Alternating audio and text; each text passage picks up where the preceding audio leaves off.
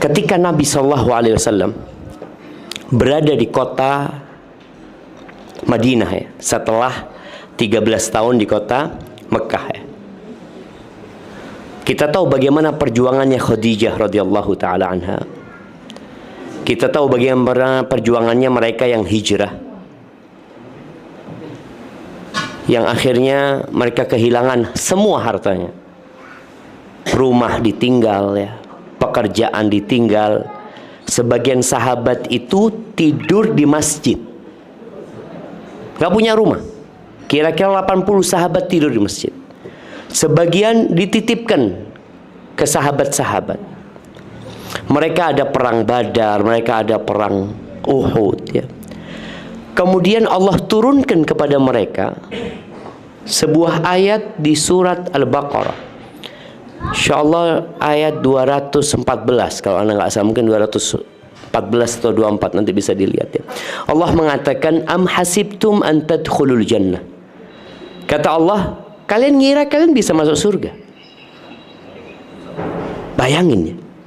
Ini ayat turun teguran kepada sahabat. Karena kadang-kala orang itu merasa udah baik.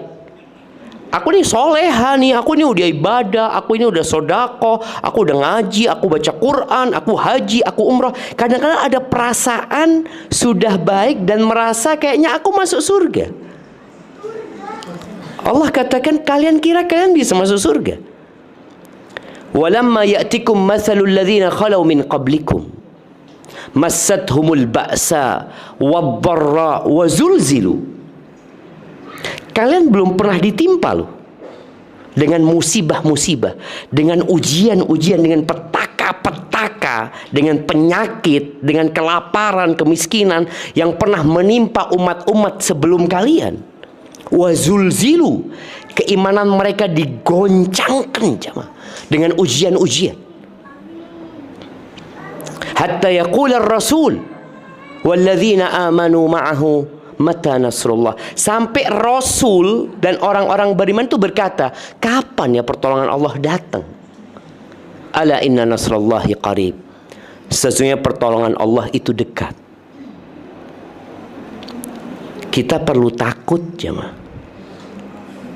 Jangan merasa sudah pantas masuk surga. Kalau kita tahu Abu Bakar tuh dijamin masuk surga nggak? Dijamin masuk surga. Abu Bakar tuh pernah minta doa sama Nabi SAW. Orang yang dijamin masuk surga minta doa. Beliau mengatakan, ya Rasulullah, alimni du'aan aqra'uhu fi salati. Ajarkan kepada aku doa yang aku baca waktu aku sholat atau ketika aku berdoa. Apa doanya? Ibu-ibu, doa orang yang dijamin masuk surga, doa orang yang mendampingi Nabi SAW, orang nomor 1 setelah Nabi SAW ya. Minta doa sama Nabi SAW, dikasih doa apa? Kita hafal insya Allah semua doanya.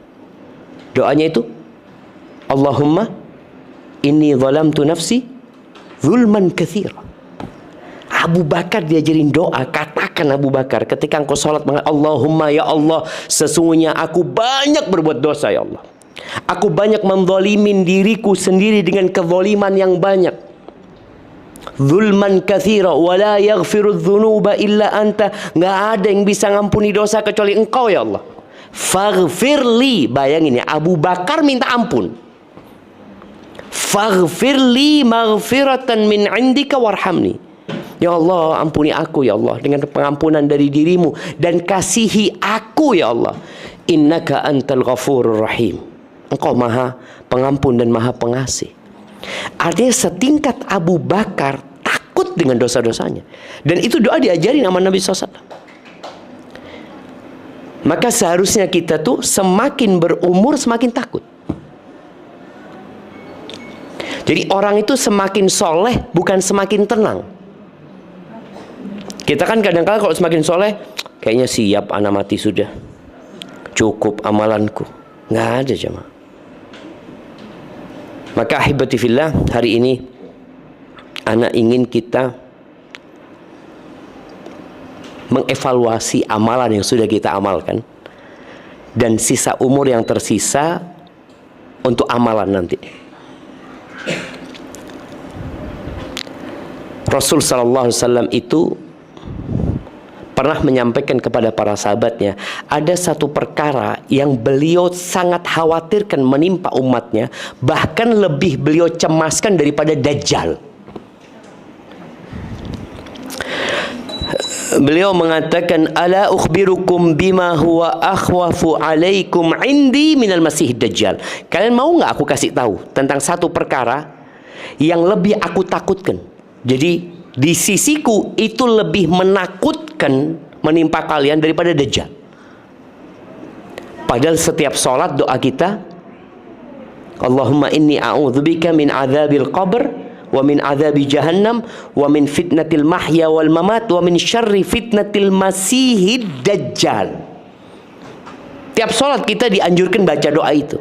Ternyata ada satu perkara yang lebih menakutkan buat Nabi SAW. Mungkin buat kita remeh, tapi buat Nabi lebih menakutkan daripada Dajjal. Apa kata Nabi SAW ketika sahabat mengatakan, bala ya Rasulullah sallallahu alaihi wasallam, qala syirkul khafi. Yang lebih menakutkan daripada Dajjal itu syirik yang tersembunyi. Tidak kerasa kalau kita melakukan kesyirikan. Kalau syirik yang nyata, menyembah berhala, menyembah patung, ya kita na'udzubillah. Tapi syirik khafi ini seperti apa? Kata Nabi SAW, yaqumur rajul fayusalli. Ada orang yang sholat. Ini contoh. Fayuzayyin salatahu lima yarahu lima yara min nadharir rajuli. Orang ini sholat karena ada yang lihat, akhirnya dia memperindah sholatnya. Jadi berapa banyak ibadah yang kita lakukan sebenarnya bukan untuk Allah Azza wa Jalla. Sekarang nih kita udah hijrah. Ya kalau kita lihat zaman dulu, jarang kita lihat emak-emak pakai kerudung. Bahkan istrinya ustadz pun nggak pakai kerudung zaman dulu. Jida-jida kita pakai apa? Pakai kebaya yang transparan ya, yang kemudian tali BH-nya kelihatan. Iya, artinya itu biasa gitu loh. Itu biasa. Padahal ini orang-orang ya muslimat gitu. Dan aneh kalau ngelihat foto-foto lama, aneh ngelihat anak punya jida, aneh ngelihat anak punya amati, ya Allah pakaiannya kayak gini mereka dulu ya. Sekarang udah nggak ada, alhamdulillah. Ana bersyukur sama Allah Azza wa Jalla. Tapi ada hal yang lebih menakutkan dari itu sebenarnya. Jangan-jangan kita beramal selama ini ternyata nggak diterima sama Allah Azza wa Jalla. Nabi Ibrahim itu habis bangun Ka'bah apa doanya? Nabi Ibrahim bangun Ka'bah. Doanya apa? Rabbana taqabbal minna innaka antas sami'ul alim. Ya Allah, terimalah dari kami. Ya Allah, terimalah dari kami. Nabi minta supaya diterima. Nggak ada perasaan, oh insya Allah diterima sama Allah. Aku kan Nabi, aku hamba pilihan Allah. Nggak ada sama sekali. Yang ada malah rasa takut tidak diterima. Maka ini harus kita tumbuhkan di diri kita. Yang sudah punya amal soleh, jangan pernah meremehkan orang lain. Karena kadang-kadang kita ngelihat ada orang mungkin ya berbuat dosa. Kita ngelihat orang ini, ya Allah, kok nggak bener-bener nih orangnya. Udah umur, udah tua, tetap aja berbuat dosa kayak gitu. Jangan loh. Seharusnya tatkala kita melihat orang lain belum dapat hidayah, apa yang kita lakukan? Doakan dia. Doakan dia. Kadzalika kuntum min qabl famanallahu alaikum. Allah mengingatkan para sahabatnya, kalian dulu juga sesat. Sama. Terus Allah kasih hidayah sama kalian gitu loh. Jadi kita sama semuanya dulu sesat loh jemaah. Oh enggak, Ustaz, ana dari kecil sudah. Enggak ada. Sampai Allah Azza wa Jalla mengatakan dalam hadis qudsi, ya ibadi kulluhukum dhallun illa man hadaitu. Wahai hamba-hamba, kalian semua tersesat kecuali orang yang aku kasih hidayah. Fastahduni, mintalah hidayah kepada aku.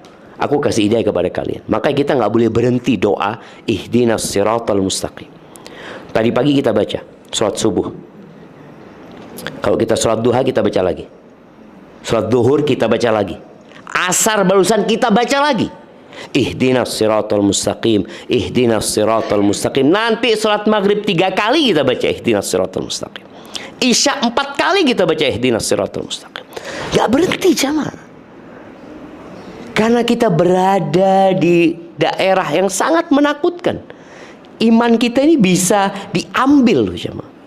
Walaupun kita sekarang sudah istiqomah. Ahibati fillah, setan tuh nggak pernah tidur siang. Maka agar kita dapat ikhlas dalam beramal ya, yang sudah beramal. Ada yang belum beramal. Ada yang masih nanti insya Allah akan taubat ya. Semoga Allah berikan hidayah. Ada di antara kita yang mungkin masih melakukan perbuatan dosa yang Allah tidak sukain. Semoga Allah memberikan hidayah.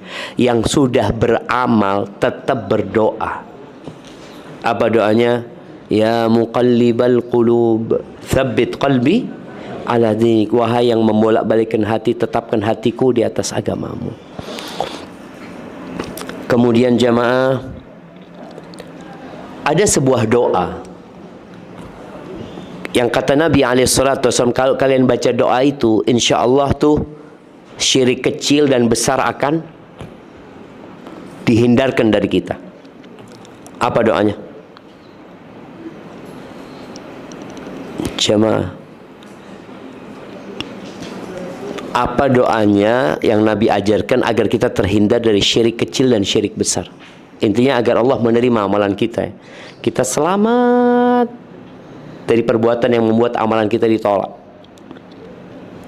Doanya, Allahumma inni a'udzubika an usyrika bika wa ana a'lamu wa astaghfiruka lima la a'lamu.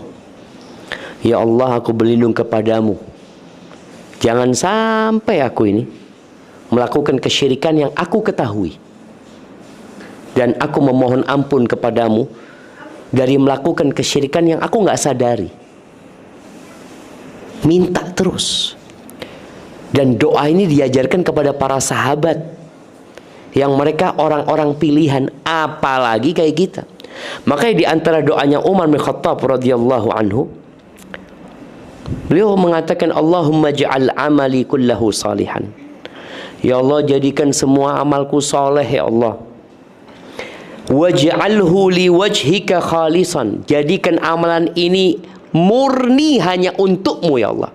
Wala taj'al li ahadin fihi syai'an, jangan sampai ada sesuatu selain engkau di dalam amalanku itu.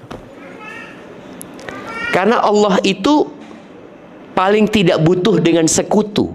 Allah yang menciptakan langit dan bumi ini. Allah yang memberikan rizki kepada kita. Semuanya dari Allah. Kok tahu-tahu kita beramal bukan untuk Allah gitu loh. Kita sisipkan selain Allah. Kita ingin dipuji orang, disanjung orang. Kata Allah Azza wa Jalla dalam sebuah hadis qudsi, Ana kata Allah, aghna syuraka anisyirk. Aku adalah yang paling tidak butuh dengan sekutu. Man amila amalan asyraka fihi ma'i ghairi taraktuhu wa syirkahu. Barang siapa yang beramal kemudian dia sisipkan dalam amalan itu selain aku, maka aku tinggalkan dia dengan yang dia sekutukan aku dengannya. Maka yang pertama, usahakan kita tidak berhenti berdoa. Apalagi di akhir Jumat nih, waktu mustajabnya doa. Yang kedua, menyembunyikan amalan. Jadi kita perlu punya amalan, ibu-ibu yang suaminya nggak tahu, anak-anaknya nggak tahu, pembantunya nggak tahu, hanya dia sama Allah yang tahu. Mungkin? Apa nggak mungkin? Nah, apa kira-kira amalan yang bisa disembunyikan? Ibu-ibu, apa kira-kira amalan yang bisa disembunyikan nggak ada yang tahu? Sedekah? Mungkin. Sholat malam. Sholat malam. Makanya Nabi SAW mengatakan rahimallahu rajulan, Allah merahmati seorang suami, qama minal laili fasalla. Suami ini sholat malam, tapi dia nggak bangunkan istrinya. Dia sholat sendiri. Dia sholat 2 rakaat, mungkin dia sholat 11 rakaat. Selesai sholat baru dia bangunkan istrinya. Jadi istrinya nggak tahu apa yang dikerjakan sama suaminya. Kalau istrinya nggak mau bangun, dicipratin air ya. Bagaimana dia bangun? Istrinya sholat, ketahuan sama suaminya kan? Wa rahimallahu imra'atan qamat minal laili fassalat. Dan Allah merahmati seorang istri yang bangun di malam hari sholat. Dia sholat, nggak bangunkan suaminya. Selesai dia sholat, baru dia bangunkan suaminya. Maka juga buat bapak-bapak ya, kenapa sholat sunnah itu lebih utama di rumah daripada di masjid? Karena kalau di masjid kelihatan orang banyak.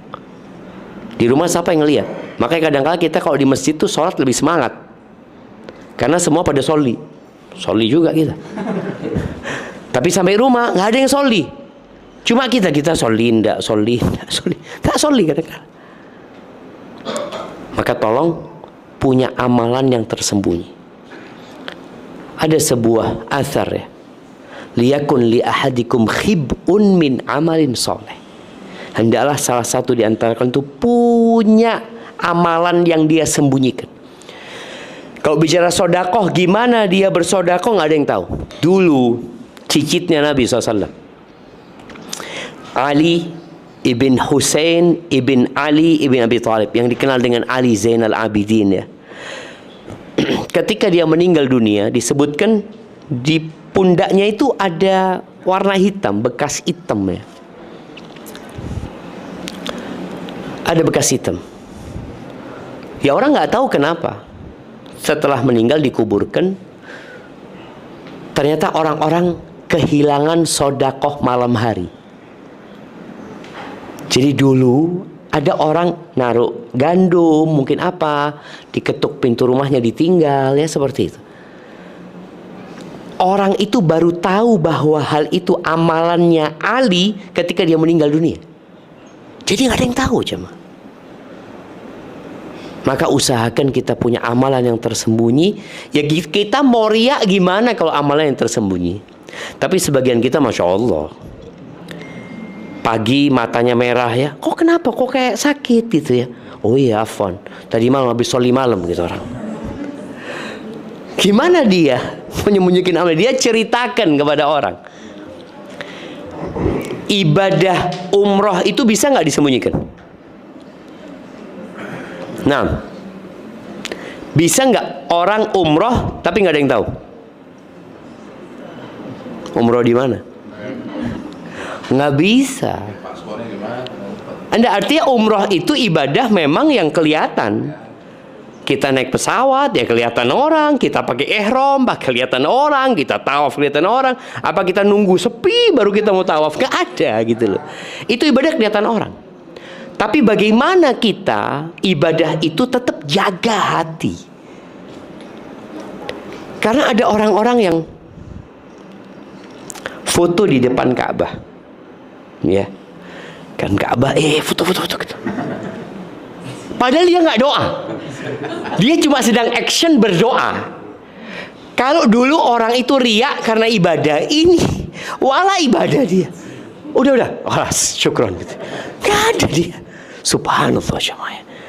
Benar-benar kita itu kalau bisa ya udah doa kita nggak usah kelihatan orang, walaupun kita umroh ketahuan orang, tapi ada ibadah-ibadah kita di Mekah pun yang nggak kelihatan sama orang. Itu perlu diusahakan. Ketika Nabi SAW menyebutkan ada 7 golongan yang akan mendapatkan naungan di padang mahsyar itu, pada hari tidak ada naungan kecuali naungan Allah. Salah satunya siapa? Wa rajulun tasaddaqa bi sadaqatin fa akhfaha. Seorang yang bersodakoh kemudian dia sembunyikan sampai tangan kirinya nggak tahu apa yang diinfakkan tangan kanannya. Dan khusus buat emak-emak ini harus banyak sodakoh. Kenapa? Ibu-ibu, kenapa ibu-ibu lebih harus banyak sedekah. Sembunyi-sembunyi lagi. Kenapa? Ya, Nabi SAW ketika menceritakan banyak perempuan masuk neraka, perempuan itu punya karakter buruk, lupa dengan kebaikan suaminya. Dia kurang bersyukur. Kata Nabi SAW, tasaddaqna, sodako kalian. Itu perempuan ngelepas cincin, ngelepas gelangnya, dilemparkan ke Bilal, cincinnya dilemparkan, ada yang kalungnya dia lemparkan. Ternyata sodako itu memperbaiki karakter kita. Tapi sodako yang ikhlas. Gak perlu diceritakan, ana bantu fulan, oh gak perlu. Coba usahakan punya sodako yang memang suami pun gak tahu. Sekarang mudah, sodako nggak ketahuan orang itu mudah. Dengan cara apa? Transfer sekarang ini. Transfer tanpa konfirmasi. Kalau memang rekeningnya udah bener rekening sodako gitu. Soalnya kalau rekening umum harus konfirmasi. Afwan, ana kirim buat masjid gitu ya. Akhirnya mereka jadi tahu. Tapi ada memang rekening sodako. Ini rekening buat bangun masjid. Udah yang masuk sana akan jadi buat masjid. Ya udah kirim sudah. Istri nggak tahu, anak nggak tahu, suami nggak tahu. Benar-benar kita berusaha punya amalan yang orang lain nggak tahu. Taib. Yang ketiga, agar kita bisa menjaga amalan kita dan ikhlas, kita itu perlu melihat orang-orang yang lebih soleh dari kita.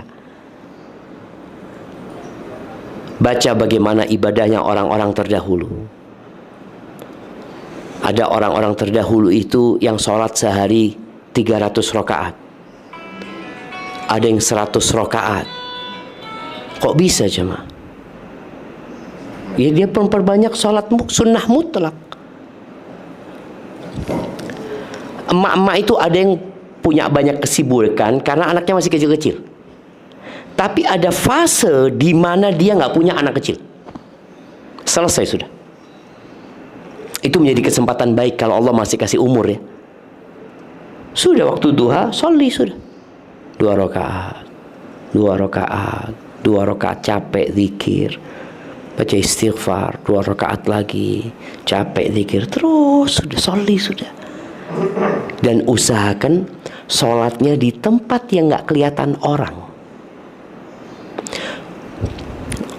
Sholat di masjid itu pahalanya berapa? Berjamaah di masjid 27. Kalau bapak-bapak sholat di rumah dapat berapa?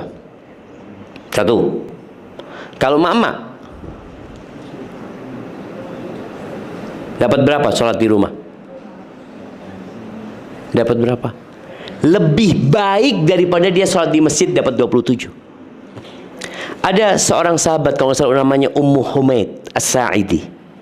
Ummu Humaid Sa'idi ngomong sama Nabi SAW, ya Rasulullah, inni uhibbus salata ma'ak.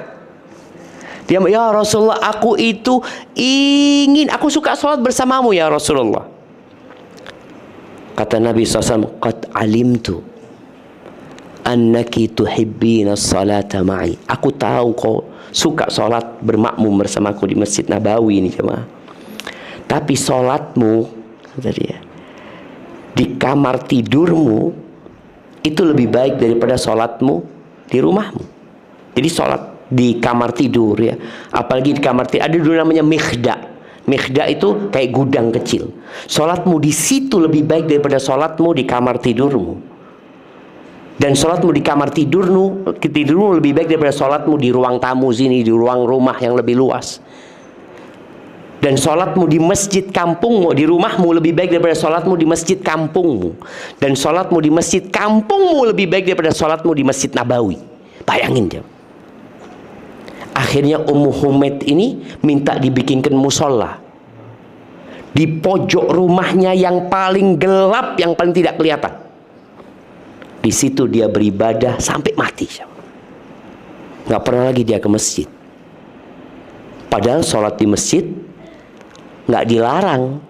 Tapi kalau bicara lebih baik artinya lebih tersembunyi.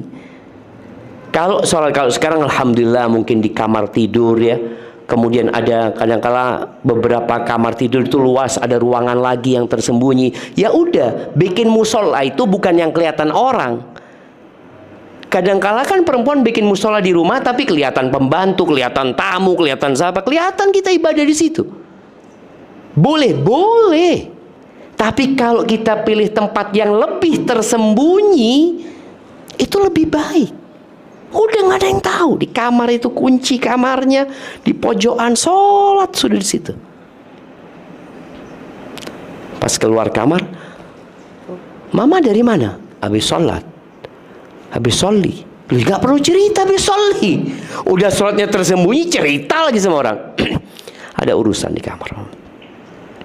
Jadi ada kondisi kita benar-benar menyembunyikan amalan kita. Tadi kita belajar, kita baca cerita-cerita ulama-ulama terdahulu ya. Ada kisah seorang wanita yang diperkosa. Ketika dia perkosa, dia itu membakar tangannya dengan lilin. Dalam kondisi dia mungkin diikat ya, tapi dia masih bisa membakar jarinya dengan lilin. Yang memperkosa itu heran, kenapa engkau lakukan itu? Iya, aku takut ketika engkau menggauliku, aku merasakan kenikmatan yang nanti aku diazab sama Allah Azza wa Jalla. Maka biar tanganku ini menjadi saksi juga kalau aku tidak menginginkan ini terjadi, kata dia. Sampai seperti itu. Maka kita kalau kumpul sama orang-orang yang di bawah kita, kita merasa, oh ana lebih baik dari fulana, ana lebih ahsan dari fulan. Jangan. Baca sejarah, baca kisah-kisah para sahabat bagaimana ibadah mereka.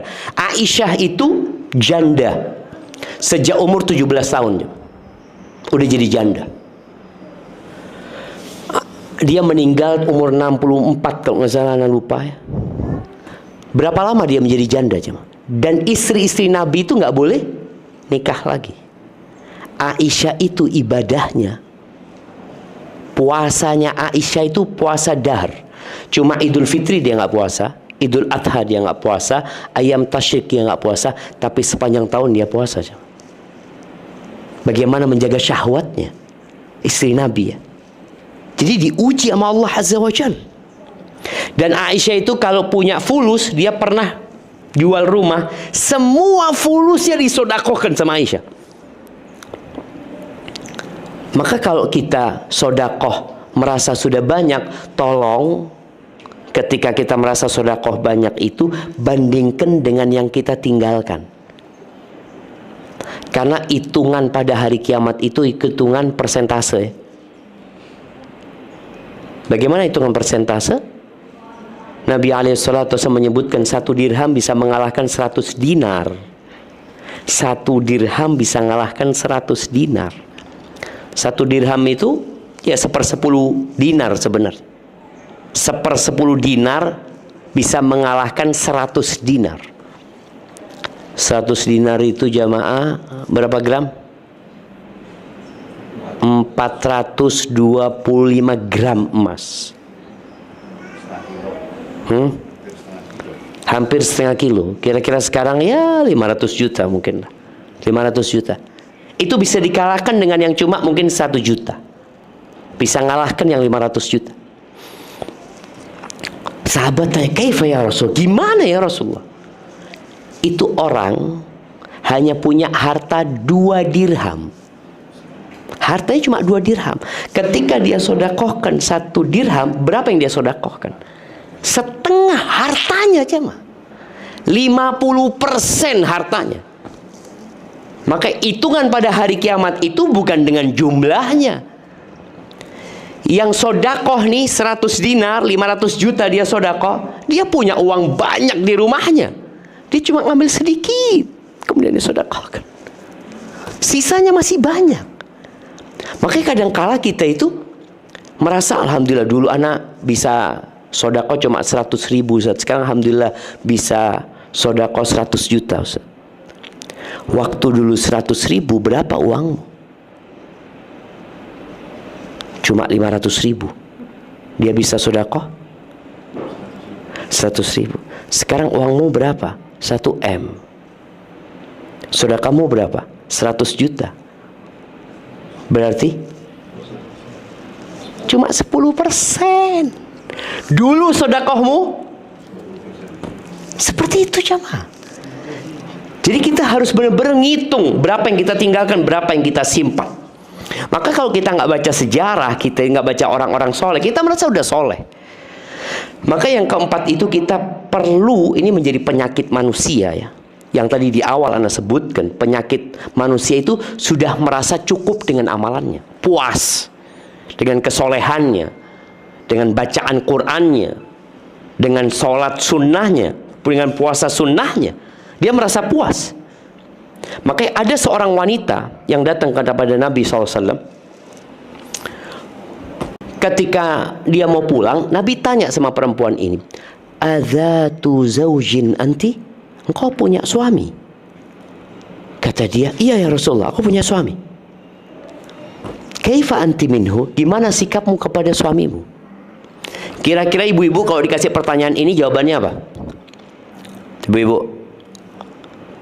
Nah, ada mic, kasih ke ibu-ibu mic. Mana mic satunya? Itu tuh. Kasih mic itu. Hidup nggak? Hidup nggak?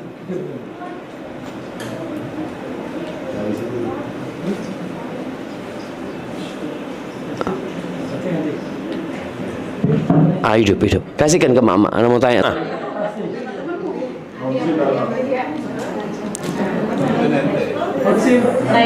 Siap. Pertanyaannya, bagaimana sikap ibu kepada suami ibu selama hidup ini? Sudah berbuat baik, sudah kayak apa? Kira-kira suami ibu nuntut ibu nggak hari kiamat nanti? Kira-kira kita kan tadi, ibu merasa sudah baik nggak sama suaminya? Perasaan, ya, siap. Itu yang Anda inginkan. Jadi kalau ditanya perempuan itu perasaan mah enggak, insya Allah Ustaz. Suami aneh yang kurang bersyukur Ustaz dapat anak. Ya, ini perempuan yang ditanya sama Nabi SAW, gimana sikapmu kepada suamimu? Qala la aluhu illa ma'ajiztu. Aku tidak pernah menyia-nyiakan dia ya Rasulullah, kecuali yang aku nggak mampu. Jadi dia sangat maksimal memberikan pelayanan kepada suaminya. Ini bahaya jemaah. Apa kata Nabi SAW? Unzuri aina anti minhu. Kau perhatikan lagi ya, bagaimana sikapmu kepada suamimu, karena suamimu itu surgamu atau nerakamu. Jadi kita kadang merasa sudah, belum tentu sudah. Maka tolong jangan merasa sudah soleh. Tadi perasaan sudah baik itulah yang membuat kita akhirnya tidak pernah menambah kebaikan kita. Apa sih kurangnya aku? Kayaknya nggak ada. Ahibati fillah. Ada sebuah ungkapan ya dari salafus saleh yang mengatakan ada seorang yang masuk surga gara-gara dosa. Dan ada orang yang masuk neraka gara-gara ketaatan dia. Ini orang taat masuk neraka, orang berbuat dosa masuk surga. Loh, kok bisa?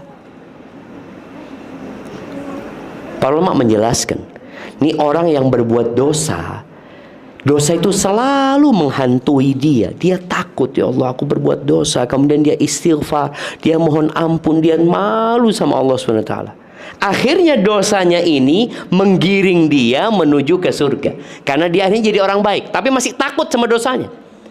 Tapi ada orang yang melakukan ketaatan, kemudian dia bangga dengan ketaatannya, dia merasa sudah soleh, bahkan dia meremehkan orang lain. Akhirnya dia masuk neraka gara-gara ketaatan dia yang dibalut dengan ujub. Dan kata Nabi SAW, termasuk yang menghancurkan manusia itu i'jabur rajuli binafsi. Dia takjub sama dirinya. Ada perempuan kalau bercermin ketawa-ketawa sendiri, ada yang lihat, ya Allah bagus banget anak punya anak ya. Dia lihat kiri kanan, ada yang bangga sama dirinya sendiri. Padahal ketika tanya sama anaknya, nak, mama gimana nak? Mama udah tua mah. Tapi ketika dia bercermin, dia merasa masih muda. Anaknya Itulah kadang-kala kita perlu yang namanya apa namanya ya? Auditor eksternal. Soalnya kalau kita mengaudit diri sendiri kadang-kala merasa kayaknya sudah khair anak ini. Iya. Ada orang yang suka ngomongin orang lain tapi nggak sadar. Anaknya yang tahu. Anaknya itu ngomong, Ustaz, anak punya abah kayak gini Ustaz, anak punya umi kayak gini Ustaz. Gimana Ustaz ya? Tapi dua orang ini, abah sama umi anak, merasa nggak masalah. Bahkan kalau dikasih nasihat sama anaknya, udahlah engkau masih bau kencur, nggak tahu apa-apa. Ini bahaya sekali jemaah. Dan memang sombong itu menolak kebenaran dan meremehkan orang lain. Maka kita perlu takut. Yang kelima ini kita perlu takut amalan kita nanti nggak diterima sama Allah. Perasaan takut itu yang membuat kita habis sholat baca apa? Astaghfirullah, astaghfirullah, astaghfirullah. Bayangkan habis sholat istighfar, bukan habis berbuat dosa loh. Kalau orang habis berbuat dosa, habis gibain orang lalu astagfirullah, astagfirullah, ya pantas dia berbuat dosa. Ini habis sholat istighfar. Ini menunjukkan bahwasanya kita memang perlu takut. Jangan-jangan sholatku nggak diterima sama Allah Azza wa Jalla. Berapa banyak sholat kita yang hanya 1/10 yang diterimanya. Bahkan ada orang yang sholat selama 60 tahun. Kata Nabi SAW, Innar rajula la yusalli salata 60 sana walam tuqbal lahu salah. Ada orang yang sholat selama 60 tahun, satu pun sholatnya nggak ada yang diterima. Coba. Satu pun nggak ada yang diterima. Kenapa? Asal-asalan dia sholat. Yutimmu ruku'ahu wa la yutimmu sujudahu, yutimmu sujudahu wa la yutimmu ruku'ahu. Sujudnya bagus, tapi ruku'nya enggak. Ada yang ruku'nya bagus, sujudnya enggak sempurna. Yang penting dia sholat. Maka tolong kita pelajari lagi. Apa sih syarat-syarat agar ibadah kita diterima sama Allah Azza wa Jal? Kemudian jamaah, kita nggak perlu sibuk dengan omongan orang. Orang mau jelekin kita, orang mau menghina kita, udah nggak usah sibuk sama omongan mereka. Juga nggak perlu bangga dengan pujian orang. Orang itu muji kita nggak ada gunanya juga. Pujian yang berguna itu pujiannya Allah. Jadi kalau mau riak sama siapa? Sama Allah Subhanahu Wa Taala. Jangan sibuk dengan omongan orang. Kemudian yang selanjutnya, ingat suatu hari kita di kuburan sendirian ya. Maka nggak perlu kita ngurusin orang.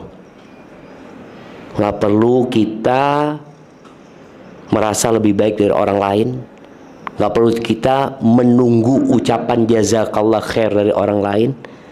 Sudah, kita berbuat karena Allah Azza wa Jalla. Barakallahu fiik.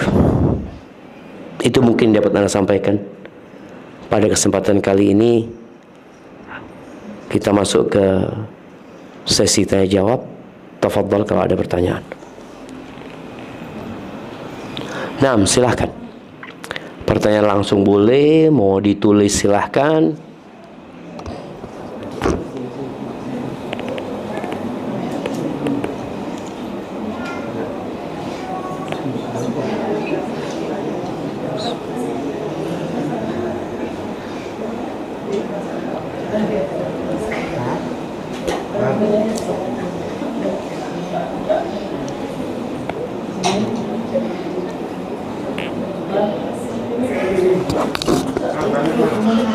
Nah, tafadhal.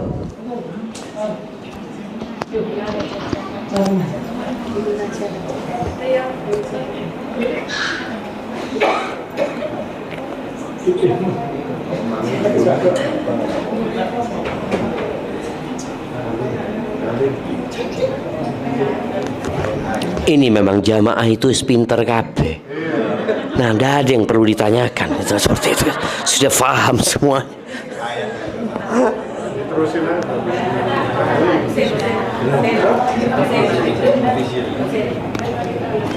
Ana takut nerusin, gelasnya udah penuh, tumpah-tumpah nanti.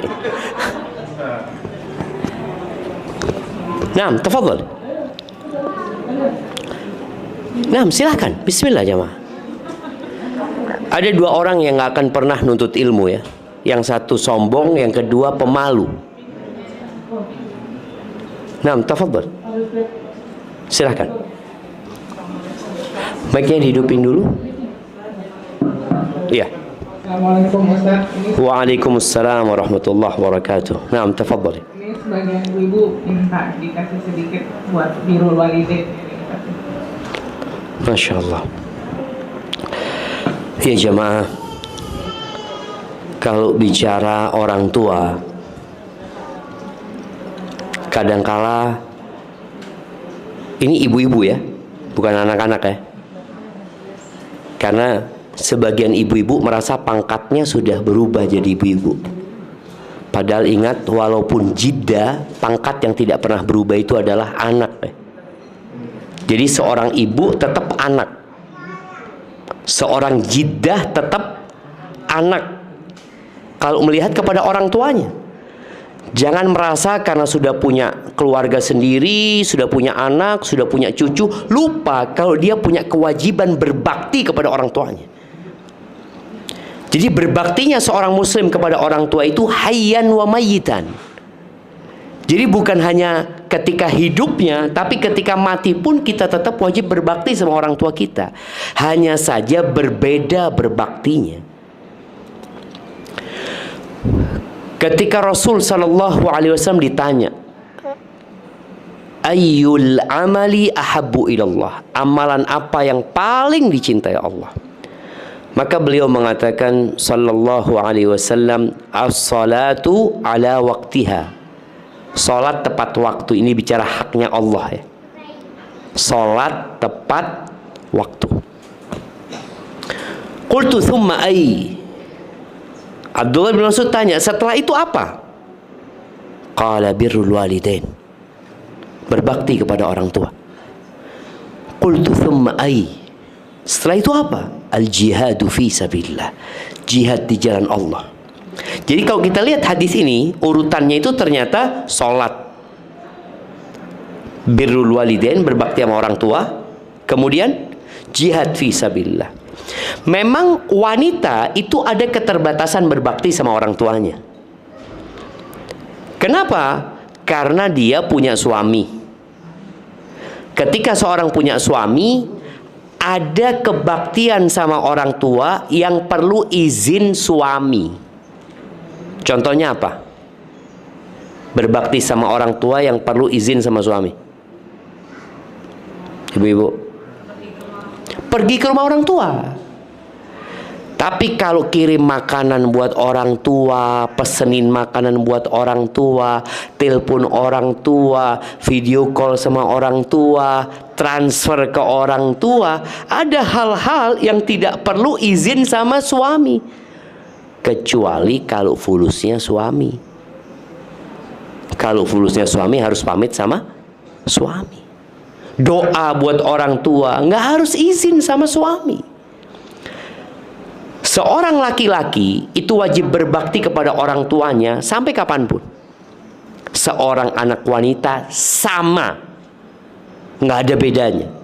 Bedanya cuma tadi, istri ada hal-hal kebaktian harus izin sama orang tua. Pernah anak ketemu dengan seorang bapak. Dia menangis. Dia mengatakan, Ustaz, anak punya anak sekarang durhaka sama anak. Padahal anak itu ya punya pengetahuan agama ya. Baguslah pengetahuan agamanya. Akhirnya anak ngomong sama dia, Bang, abang itu sudah buat abahnya nangis. Loh, anak punya istri, anak punya anak, anak bertanggung jawab. Iya bang, betul. Tapi sebelum itu ada istri, sebelum itu ada anak, ada orang tua, yang abang wajib berbakti sama orang tua. Dan pangkat abang yang sampaikan, walaupun sudah menikah tetap anak, nggak berubah gitu loh. Maka di sini bagaimana anak perempuan itu membantu suaminya berbakti kepada orang tuanya agar suaminya membolehkan dia untuk tetap mengunjungi orang tuanya, datang ke rumah orang tuanya. Dan jangan sampai kesibukan dengan keluarga membuat kita lupa sama orang tua kita. Paling nggak telepon sama orang tua. Ketika ada seorang sahabat ya, yang dia minta izin untuk jihad fisabilillah. Aku ingin berjihad di jalan Allah Azza wa Jalla. Kita tahu jihad ini resikonya nyawa, cacat seumur hidup, kehilangan harta. Nabi SAW tanya, Ummuka hayy, ibumu masih hidup? Masih hidup ya Rasulullah. Kau berbakti sama ibu. Datang lagi dari kanan. Kata Nabi SAW, kau berbakti sama ibu. Datang lagi dari arah mana-mana sampai ke depan. Kata Nabi SAW, ilzam rijlaha fa innal jannata tham. Engkau cari surga kan? Tetap engkau di kaki emakmu. Di situ surga, kata Nabi SAW. Jadi kalau kita bicara berbakti, berbakti kepada ibu itu lebih daripada berbakti kepada ayah memang. Tapi anak jangan lupa, kadang-kadang dia sama emaknya lupa sama bapaknya. Sebagian anak perempuan itu mungkin dia berpikir, abah anak pernah trauma Ustaz, abah anak jahat Ustaz, anak punya abah dulu KDRT sama anak punya ibu, macam-macam lah dia sebutkan kesalahan abahnya. Jamaah rahimakumullah, kita tuh wajib berbakti sama orang tua kita, walaupun bapak kita kafir. Walaupun orang tua kita kafir, kita wajib berbakti. Kita wajib berbakti sama orang tua kita walaupun orang tua kita nyuruh kita kafir. Lebih parah lagi, orang tua kita nyuruh kita berbuat maksiat, kita tetap wajib berbakti tapi tidak taat kepada kemaksiatan itu. Jadi jangan sampai berpikir anak berbakti sama abah, anak berbakti sama umi kalau mereka baik sama anak, tapi mereka pilih kasih Ustaz, mereka mendolimin anak Ustaz, mereka gini. Tetap wajib berbakti. Jadi jangan berpikir kita wajib berbakti kepada orang tua kalau orang tua kita baik sama kita. Enggak. Allah mengatakan ya, ini firman Allah, wa in jahadaka ala an tusyrika bi. Kalau kedua orang tuamu memaksamu untuk melakukan kesyirikan, ma laysa laka bihi ilmun fala tuti'huma. Engkau jangan nurut sama orang tuamu dalam kemaksiatan ini. Kemudian wasahibhuma fid dunya ma'rufa. Tetap engkau dampingin orang tuamu di dunia ini dengan cara yang ma'ruf. Ini orang tua yang kafir yang nyuruh anaknya berbuat kafir. Bagi orang tua yang cuma fasik, anak punya abah nggak sholih, anak punya abah mungkin ya kerjanya nggak bener, tetap wajib berbakti kita sama orang tua kita. Maka hendaklah kita melakukan evaluasi, apalagi yang orang tuanya sudah sepuh, karena bentar lagi dia akan pergi mungkin, dan kita tidak lagi bisa berbakti seperti ketika hidup. Dan orang tua itu, pintu surga itu ada berapa ibu-ibu? Ibu-ibu, ada berapa?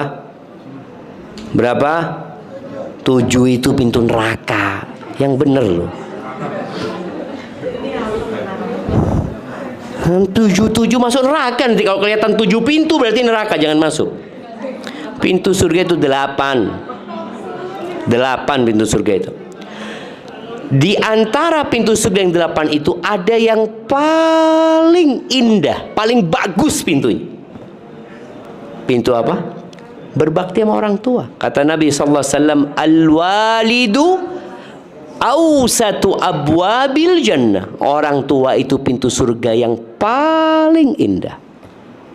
Barakallahu fiik. Mungkin itu yang dapat Anda sampaikan. Baik, ada pertanyaan?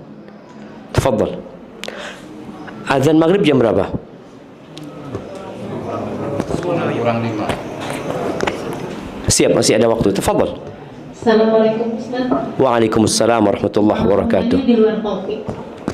Misalnya orang tua itu tinggal satu, terus mereka mau kayak hibah, waris ya Ustaz. Kayak orang tua itu punya rumah, anaknya 3, terus perempuannya 1, laki 2. Orang tua ini berpesan si yang A buat si B, yang rumah nomor 1 buat si A, nomor 2 buat si B, nomor 3 buat si C. Terus di situ orang tua tersebut bikin surat Hibah. Iya, hibah. Nah, dia berpesan, tolong ini rumah hasil kami, orang tua kalian, jangan dijual. Misal seandainya orang tua ini udah nggak ada, terus si anak menjual, apakah kita harus menjalankan wasiat beliau atau gimana? Gitu? Insyaallah. Iya. Barakallahu fikum ya. Jadi kalau bicara hibah, hibah sebelum meninggal dunia itu harus ada serah terima ya. Kalau hanya pesan namanya wasiat. Kalau hanya mengatakan ini rumah buat fulan, buat fulan, buat fulan, tapi nggak dikasihkan. Tapi kalau sudah diserah terimakan, bukan surat ya, tapi serah terima. Makna serah terima itu sudah dimilikin. Jadi kalau anak itu mau jual ya punya dia gitu. Walaupun ibunya masih hidup, milik dia. Itu namanya hibah. Boleh jadi anaknya mati lebih dulu daripada orang tuanya. Ketika anaknya mati lebih dulu, maka itu jadi warisan. Karena sudah dihibahkan. Para ulama mensyaratkan kalau hibah itu ada serah terima. Tapi kalau cuma surat wasiat berarti hanya wasiat saja. Nunggu mati baru diberikan. Ini yang mana ini? Surat apa? Kayak surat buat si A, si B, si C. Iya. Kalau ada di depan pengacara ini yang si ini buat si ini ya, saya kasih. Iya, berarti sudah diterimakan kan? Iya, nggak nunggu mati baru diberikan. Aman, berarti sudah jadi milik mereka. Tapi tinggal sekarang wasiat rumah tadi. Kalau bicara wasiat, orang tua itu boleh berwasiat sepertiga dari hartanya. Jadi kalau dia wasiatkan rumah ini jadi rumah induk. Kalau nilainya sepertiga dari seluruh harta warisannya, boleh. Walaupun nilainya perempuan dan laki beda itu nggak apa-apa. Ini yang ditanya hibahnya apa wasiatnya tadi? Hibahnya. Oke, kalau hibahnya itu ada dua pendapat ulama. Yang pertama mengatakan hibah itu seperti warisan, berarti 1:2. Tapi yang kedua, dan analis pendapat ini lebih kuat ya, kalau hibah itu boleh sama. Boleh sama. Kalau ternyata tidak sama, kembali kepada keridhaan mereka. Karena pada hakikatnya orang tua itu nggak boleh pilih kasih ya sama anaknya. Jadi kalau mereka ridho, alhamdulillah sudah selesai. Tinggal yang masalah wasiat. Wasiat itu boleh dilaksanakan karena ada orang tua yang wasiat. Abah minta rumah itu jangan dijual ya. Rumah itu jadi tempat kumpulnya keluarga. Sudah. Kalau wasiatnya seperti itu dan nilainya nggak lebih dari sepertiga, dilaksanakan. Karena pembagian waris itu kata Allah Azza wa Jal, min ba'di wasiyatin yusa biha aw dain. Pembagian waris itu setelah wasiat ditunaikan, utang dilunasin. Jadi seperti itu. Barakallahu fikum. Naam. Tafadhal. Soal tadi keikhlasan. Kalau ibadah itu tujuannya untuk ditalim, untuk anak-anak kita, mendidik anak-anak dan istri. Apa itu termasuk riya? Nah, Assalamualaikum. Jadi tentang keikhlasan, amal yang disembunyikan, masuk dari sholat malam. Jadi ada riwayat Imam Ahmad bin Hanbal ya, 300 rakaat itu yang meriwayatkan kalau masalah putranya Abdullah. Artinya itu diketahui saja. Nah, kalau untuk diri kita, misal kita melaksanakan suatu amal sholat malam, kita tetap ikhlas dan tujuannya diketahui sama anak istri kita untuk diikuti. Untuk pendidikan, supaya anak-anak kita mengikuti dengan baik dan benar. Terus kemudian ada dengar tentang makna riya. Terus kemudian bisa ibadah itu kalau tujuannya untuk manusia, bisa syirik. Jadi dia melakukan ibadah atau meninggalkan ibadah itu karena manusia, itu bisa syirik. Itu batasnya. Jadi tidak hanya pamer, mungkin dia tidak melakukan suatu ibadah karena di situ ada orang, dia malah terjerumus ke dalam riya. Kalau nggak salah, nanti dijelaskan. Terima kasih. Nah, iya. berkaitan dengan ikhlas ini, tadi kita sampaikan menyembunyikan amalan itu yang membantu kita lebih ikhlas. Tapi bukan berarti kalau beramal itu harus sembunyi semua, enggak.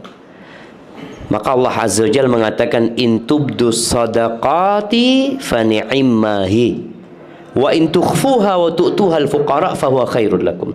Kata Allah, kalau kalian sedekah terang-terangan, syiar bagus, tapi kalau kalian sembunyikan dan kalian berikan kepada orang yang membutuhkan, itu lebih baik. Jadi kalau bicara sholat tadi, sholat sunnah boleh di masjid, tapi di rumah lebih baik gitu loh, karena memang lebih nggak kelihatan orang. Kalaupun di rumah dilaksanakan kelihatan orang, orangnya terbatas. Artinya orang itu, masa kita mau riak sama orang-orang itu sebenarnya. Tapi kalau di luar, potensi riaknya lebih besar.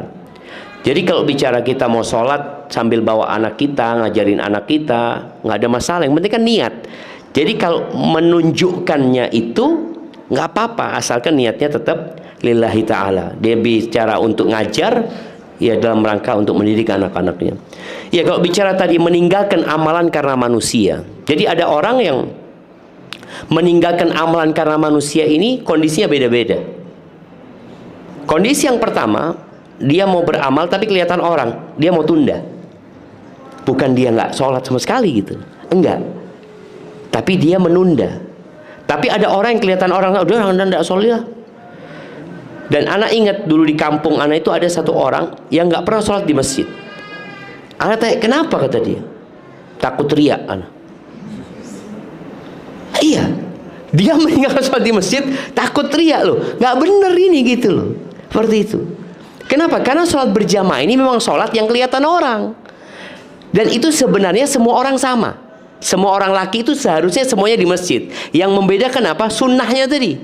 Engkau kalau kepingin nggak kelihatan orang, ya qobliyahnya di rumah, ya ba'diyahnya di rumah gitu loh. Tapi kalau berjamaah, ya memang orang-orang munafikin itu sholat ke masjid tapi riya. Kata Allah Azza wa Jalla, innal munafiqina yukhadi'una Allah wa huwa khadi'uhum idza qamu ila sholati qamu kusala. Orang munafik itu kalau sholi males, tapi kalau ada yang ngelihat semangat dia, yura'unan nas, riya dia. Jadi kalau meninggalkan tadi karena manusia sehingga dia tidak mau beramal, jadi bisa terjebak dalam kesyirikan sebenarnya nantinya seperti itu. Jadi jangan sampai kita akhirnya meninggalkan amalan karena manusia, tapi kita meninggalkan amalan karena takut dipuji manusia, kemudian kita cari waktu lain. Contoh kita mau sedekah, anak mau sedekah, aduh kelihatan orang, nunggu nanti orang pada pergi baru kita kasih. Nggak apa-apa yang seperti itu. Bukan akhirnya, aduh kelihatan ahsan nggak sedekah anak, akhirnya dia malah nggak sedekah gitu. Itu yang tidak diperbolehkan ya. Hadza wallahu a'lam bissawab. Nah, Taib, ada pertanyaan? Tafadhal.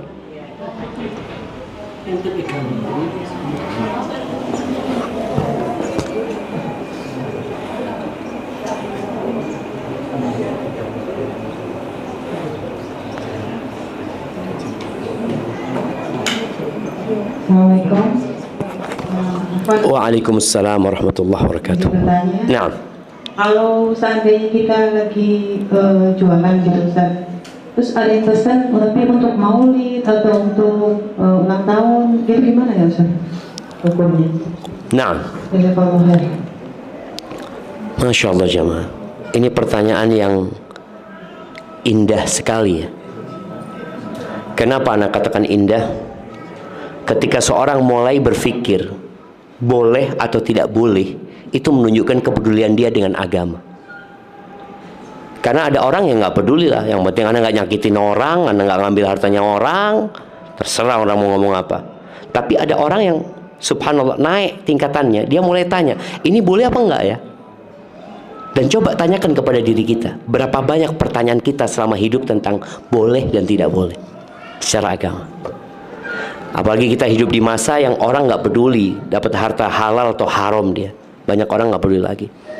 Maka bicara ada acara-acara yang mungkin tidak dibenarkan dalam agama atau tidak dianjurkan dalam beragama. Allah mengatakan wa ta'awanu 'alal birri wat taqwa. Kata Allah, hendaklah kalian saling tolong-menolong dalam kebaikan dan ketakwaan. Dan jangan saling tolong-menolong dalam dosa dan permusuhan gitu ya. Mungkin bicara tadi acara yang disebutkan, bicara maulid, bicara bicara ulang tahun.